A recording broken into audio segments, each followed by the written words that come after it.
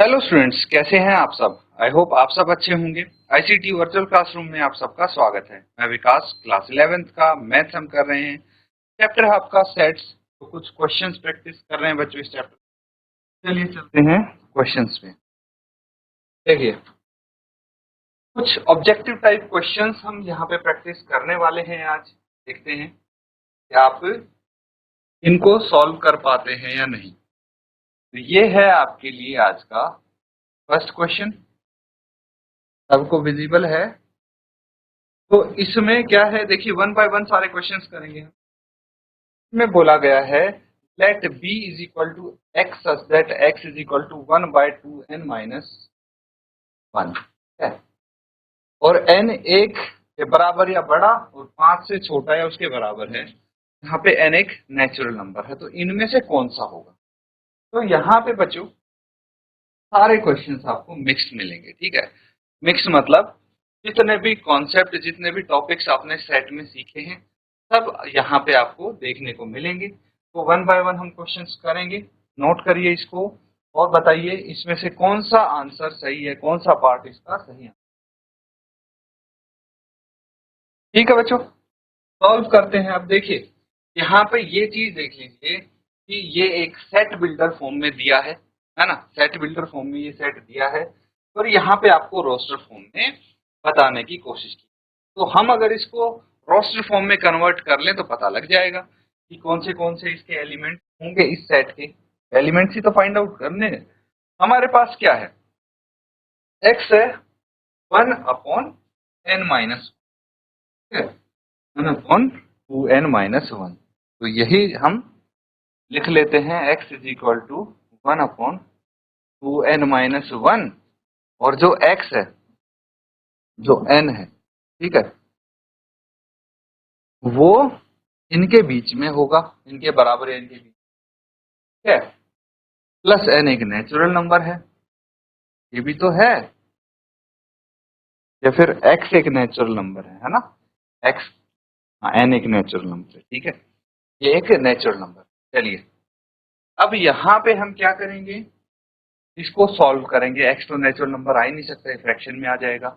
चलिए अब हम यहाँ पे पुट करेंगे, put n is equal to 1 2, natural number है ना ये 3 4 5। कहाँ से आई ये चीज यहाँ से आई बच्चों, ठीक है। ये यहाँ से देख के देखिए, इसके बीच में हो सकता है, तो मैंने n की वैल्यूज पुट करने की कोशिश की है। अब क्या करेंगे हम, चलिए देखते हैं। n equal to this.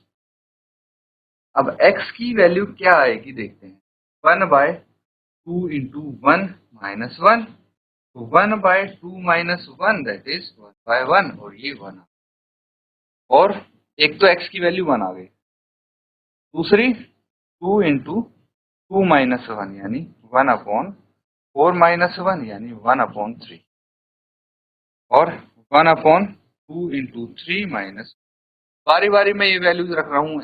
n की जगह एक बार ये रखी, एक बार ये रखी, अब 3 रखी है मैंने n की वैल्यू। 1/6 - 1 दैट इज 1/5, और देखिए x is equal to 1/2 into 4-1, ठीक है, तो क्या आ जाएगा 1/8 - 1 दैट इज 1/7।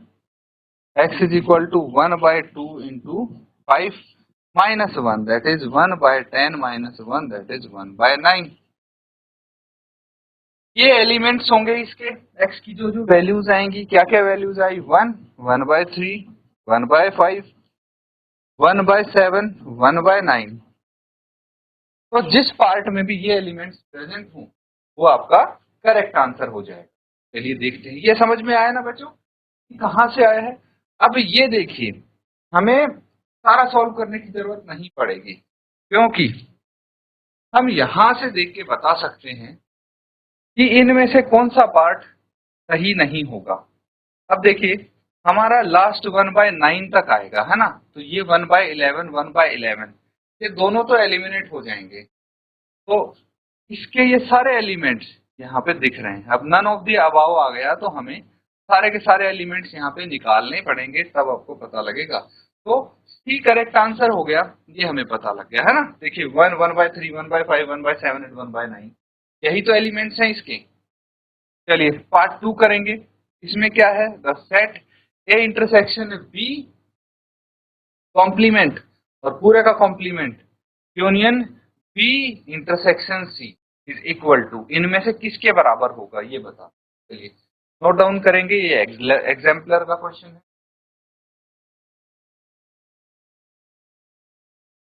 देखिए बच्चों, यहाँ पे एक चीज हमें पता है, यहाँ पे मैं बता देता हूँ। अगर हमारे पास ए इंटरसेक्शन बी का कॉम्प्लीमेंट है तो ये हो जाएगा ए कॉम्प्लीमेंट यूनियन, ठीक है। और दूसरा हमें पता है कि ए कॉम्प्लीमेंट का कॉम्प्लीमेंट किसके बराबर होता है, सेट ए के बराबर होता है।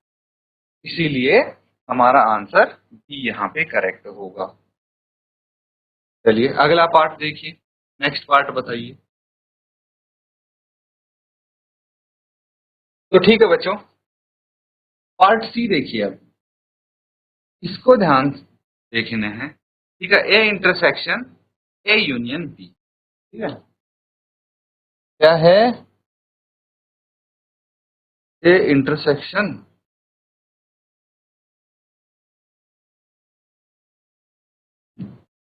ए यूनियन बी, यही गिवन है कि नहीं।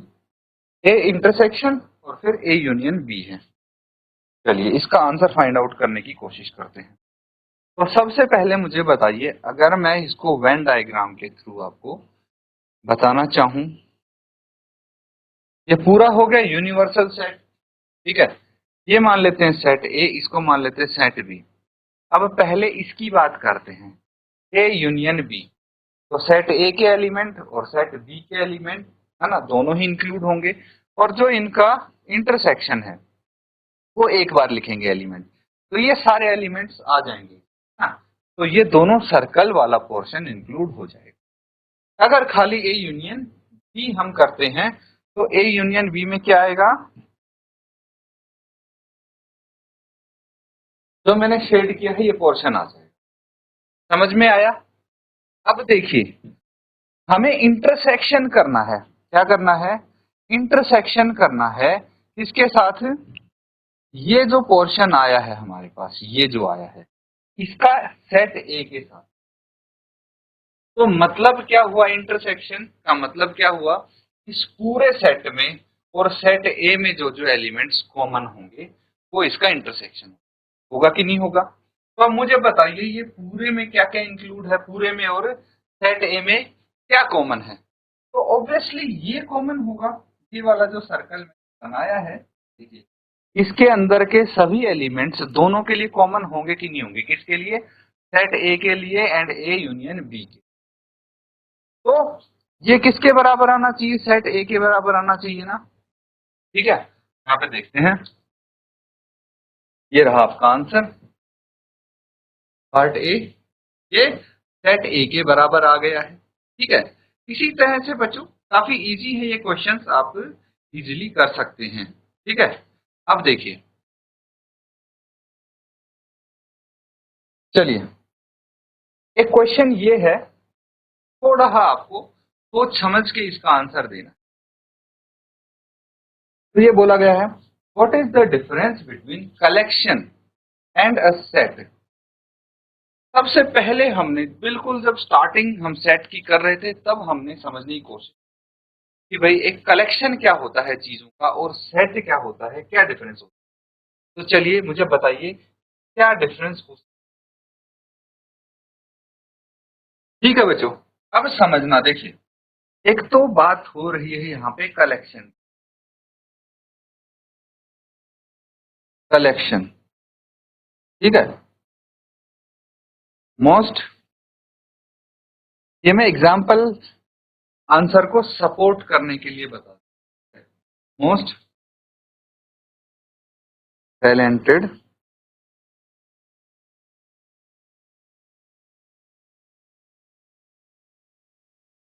बैट्समैन या फिर क्रिकेटर लिख लेते,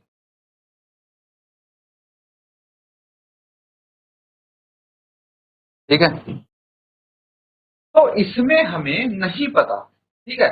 ये एक कलेक्शन हो गया क्योंकि वेल डिफाइंड नहीं है, ये वेल डिफाइंड नहीं है मतलब कि भाई मोस्ट टैलेंटेड हर पर्सन, अगर मैं सबसे जाके पूछूं कि मोस्ट टैलेंटेड क्रिकेटर्स के नाम बताओ, 10 मोस्ट टैलेंटेड क्रिकेटर्स के, 10 मोस्ट टैलेंटेड क्रिकेटर्स, तो मुझे लगता है अगर मैं 10 लोगों से पूछूंगा तो 10 के 10 नाम सेम नहीं होंगे, अलग अलग होंगे। तो ये क्योंकि वेल डिफाइंड नहीं है। लेकिन सेट क्या होता है? सेट होता है is a well defined collection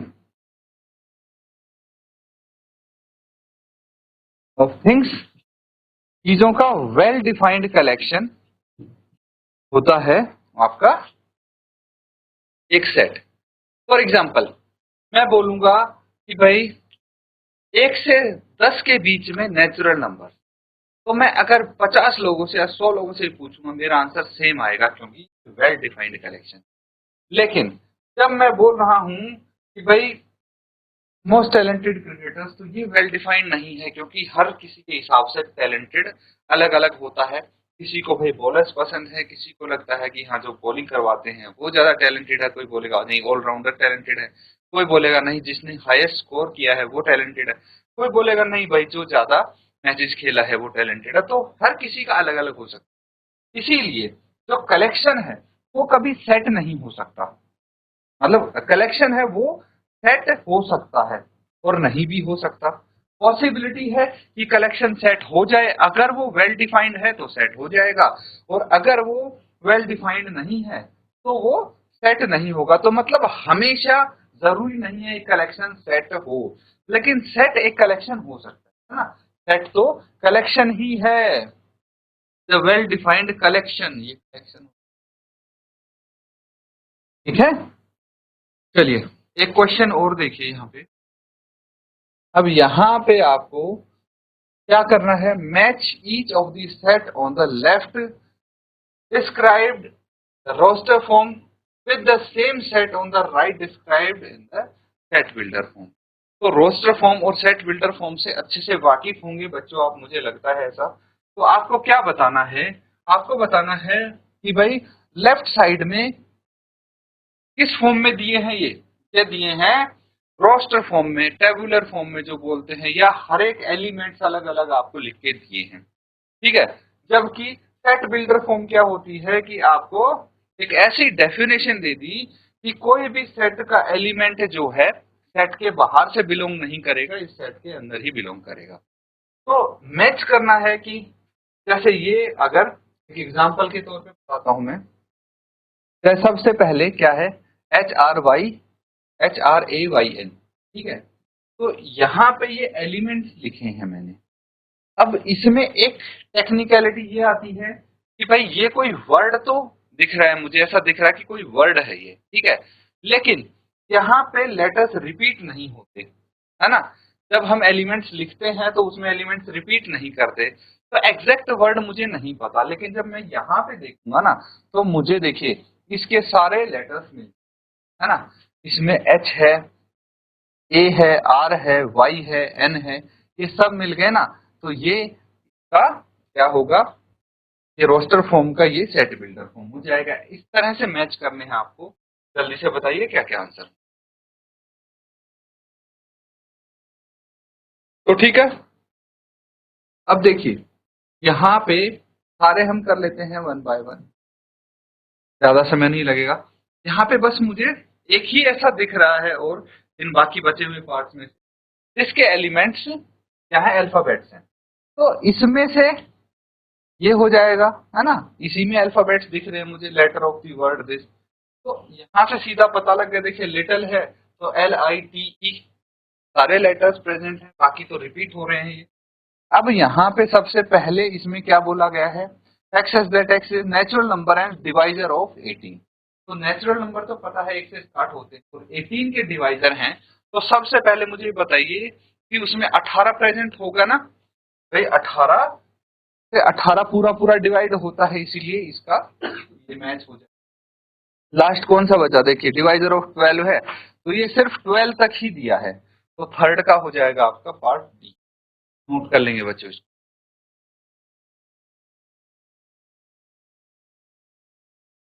तो बच्चों यहाँ पे कुछ क्वेश्चंस हमने प्रैक्टिस किए हैं, उम्मीद करता हूँ अच्छे से आप समझ पा रहे हैं। इसी के साथ आज का सेशन यहाँ पे एंड करेंगे।